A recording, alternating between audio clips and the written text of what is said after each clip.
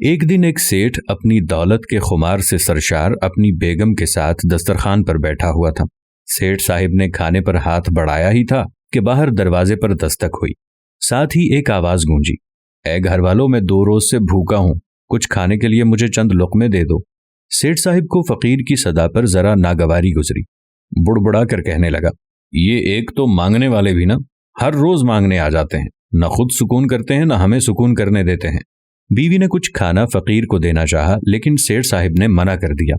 اپنی صداؤں کا جواب نہ پایا تو دروازے پر تھوڑا زور ڈالا تو فقیر اندر آ گیا اور اندر آ کر صدا لگانے لگا۔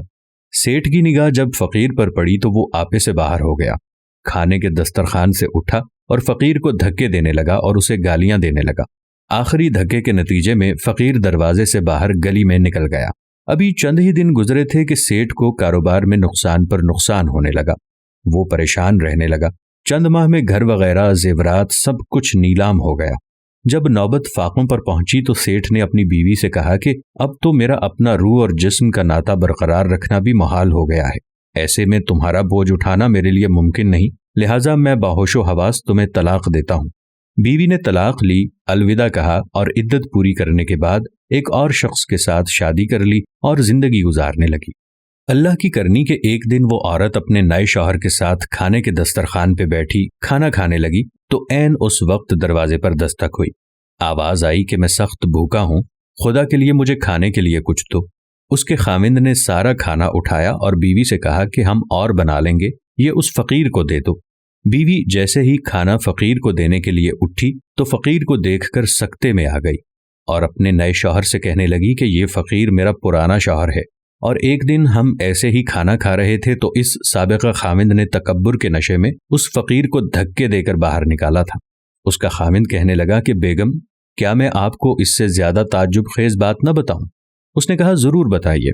کہنے لگا کہ جس فقیر کی آپ کی سابق شوہر نے پٹائی کی تھی وہ کوئی دوسرا نہیں بلکہ میں ہی تھا۔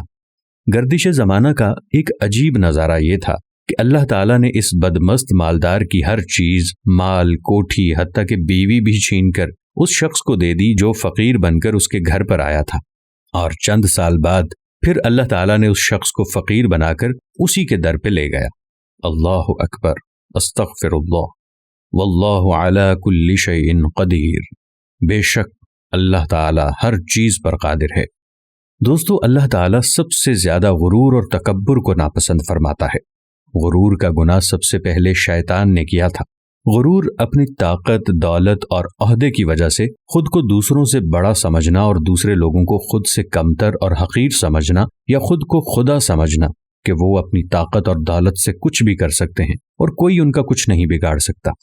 لیکن اللہ کی پکڑ اٹل ہے، لہٰذا جتنا ہو سکے اس پیغام کو عام کریں تاکہ معاشرے میں غرور اور تکبر جیسی برائی کو ختم کیا جا سکے۔ ویڈیو اچھی لگی ہو تو ایک لمحہ ضائع کیے بنا شیئر ضرور کر دیجیے گا۔ جزاکم اللہ خیر۔